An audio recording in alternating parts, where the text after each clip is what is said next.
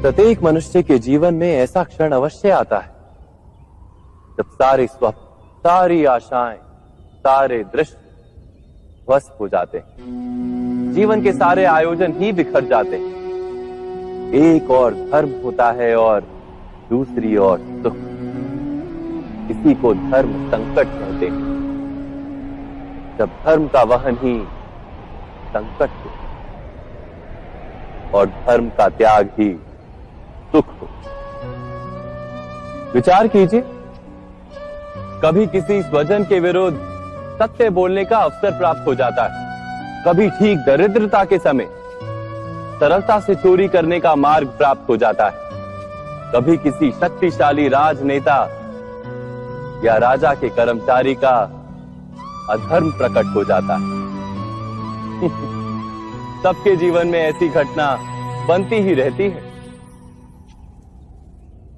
अधिकतर लोग ऐसे किसी क्षण को धर्म संकट के रूप में जान ही नहीं पाते। हमें किसी प्रकार के संघर्ष का अनुभव ही नहीं होता। सहजता से सुख की ओर खींचे चले जाते हैं, जैसे मक्खी गुड़ की ओर खींची चली जाती। वास्तव में धर्म संकट का क्षण ईश्वर के निकट जाने का क्षण होता है।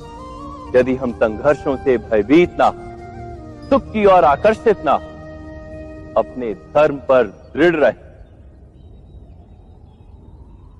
तो ईश्वर का साक्षात्कार दूर नहीं।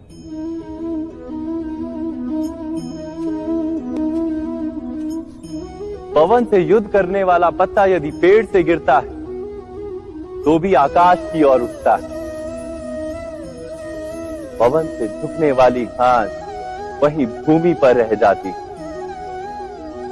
अर्थात धर्म संकट से यदि हम संकट को ही टाल दें तो सुख तो मिलता है, जीवन बढ़ता है, किंतु क्या चरित्र नहीं टूटता? क्या आत्मा दरिद्र नहीं हो जाती? क्या ईश्वर से अंतर नहीं हो जाता? स्वयं विचार कीजिए।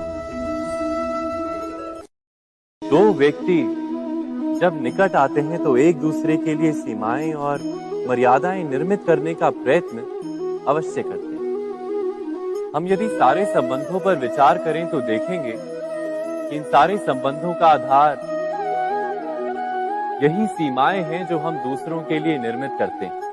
और यदि अनजाने में भी कोई अन्य व्यक्ति इन सीमाओं को तोड़ता है तो उसी क्षण हमारा हृदय क्रोध से भर जाता है।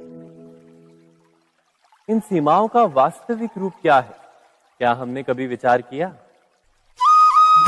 सीमाओं के द्वारा हम दूसरे व्यक्ति को निर्णय करने की अनुमति नहीं देते। अपना निर्णय उस व्यक्ति पर थोपते, अर्थात किसी की स्वतंत्रता का अस्वीकार करते हैं हम।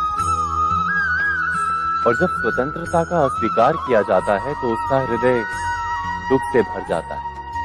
और जब वो सीमाओं को तोड़ता है तो हमारा हृदय क्रोध से भर जाता है। क्या ऐसा नहीं होता?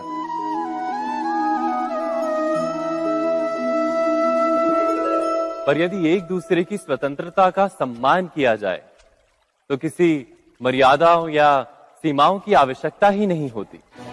अर्थात जिस प्रकार स्वीकार किसी संबंध का देह है, क्या वैसे ही स्वतंत्रता किसी संबंध की आत्मा नहीं? स्वयं विचार कीजिए। सबके जीवन में ऐसा प्रसंग अवश्य आता है कि सत्य कहने का निश्चय होता है हृदय में, किंतु मुख से सत्य निकल नहीं पाता। कोई भय मन को घेर लेता है। किसी घटना अथवा प्रसंग के बारे में बात करना या फिर स्वयं से कोई भूल हो जाए उसके बारे में कुछ बोलना, क्या ये सत्य है? नहीं, ये तो केवल तथ्य है। अर्थात जैसा हुआ था वैसा केवल बोल देना सामान्य सी बात है। किंतु कभी कभी उस तथ्य को बोलते हुए भी भय लगता है। कदाचित किसी दूसरे की भावनाओं का विचार आता है मन, दूसरे को दुख होगा ये भय भी शब्दों को रोकता है। तो ये सत्य क्या है? क्या हमने कभी विचार किया है? जब भय रहते हुए भी कोई तथ्य बोलता है तो वो सत्य कहलाता है। वास्तव में सत्य कुछ और नहीं, केवल निर्भयता का दूसरा नाम है। और निर्भय होने का कोई समय नहीं होता, क्योंकि निर्भयता आत्मा का स्वभाव है। अर्थात क्या प्रत्येक क्षण सत्य बोलने का क्षण नहीं होता?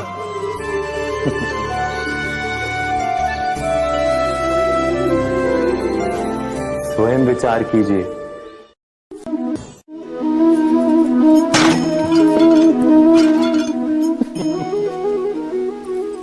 कभी कभी कोई घटना मनुष्य के जीवन की सारी योजनाओं को तोड़ देती और मनुष्य उस आघात को अपने जीवन का केंद्र मान लेता। पर क्या भविष्य मनुष्य की योजनाओं के आधार पर निर्मित होते हैं? नहीं। जिस प्रकार किसी ऊंचे पर्वत पर सर्वप्रथम चढ़ने वाला उस पर्वत की तलाई में बैठकर जो योजना बनाता है, क्या वही योजना उसे उस पर्वत की चोटी तक पहुंचाती है?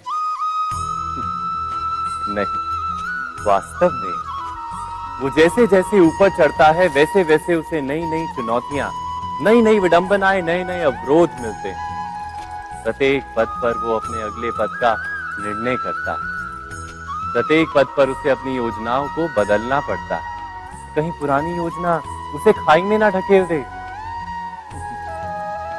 वो पर्वत को अपने योग्य नहीं बना पाता, केवल स्वयं को पर्वत के योग्य बना सकता है। क्या जीवन के साथ भी ऐसा ही नहीं?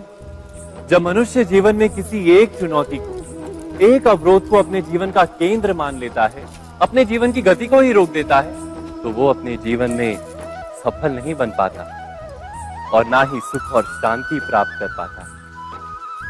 अर्थात जीवन को अपने योग्य बनाने के बदले स्वयं अपने को जीवन के योग्य बनाना ही सफलता और सुख का एकमात्र मार्ग नहीं?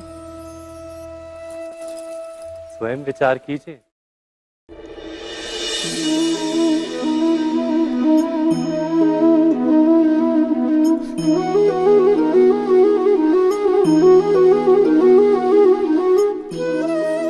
जीवन का हर क्षण निर्णय का क्षण होता है। प्रत्येक पद पर दूसरे पद के विषय में कोई निर्णय करना ही पड़ता है और निर्णय अपना प्रभाव छोड़ जाता है। आज किए गए निर्णय भविष्य में सुख अथवा दुख निर्मित करते हैं, ना केवल अपने लिए, अपने परिवार के लिए भी, आने वाली पीढ़ियों के लिए भी। जब कोई दुविधा सामने आती है तो मन व्याकुल हो जाता है, अनिश्चय से भर जाता है। निर्णय का वो क्षण युद्ध बन जाता है और मन बन जाता है युद्ध भूमि। अधिकतर निर्णय हम दुविधा का उपाय करने के लिए नहीं, केवल मन को शांत करने के लिए लेते हैं। पर क्या कोई दौड़ते हुए भोजन कर सकता है? नहीं। तो क्या युद्ध से जूझता हुआ मन कोई योग्य निर्णय ले पाएगा? वास्तव में शांत मन से जब कोई निर्णय करता है तो अपने लिए सुखद भविष्य बनाता है, किंतु अपने मन को शांत करने के लिए जब कोई निर्णय करता है तो वो व्यक्ति भविष्य में अपने लिए कांटों भरा वृक्ष लगाता है। स्वयं विचार कीजिएगा।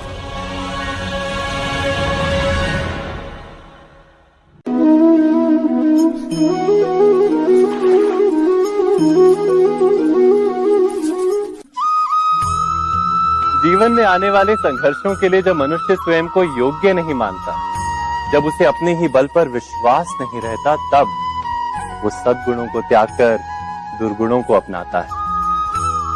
वस्तुतः मनुष्य के जीवन में दुर्जनता जन्म ही तब लेती है जब उसके अंतर में आत्मविश्वास नहीं होता।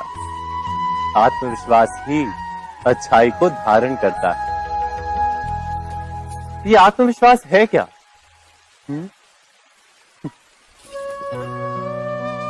जब मनुष्य ये मानता है कि जीवन का संघर्ष उसे दुर्बल बनाता है, तो उसे अपने ऊपर विश्वास नहीं रहता।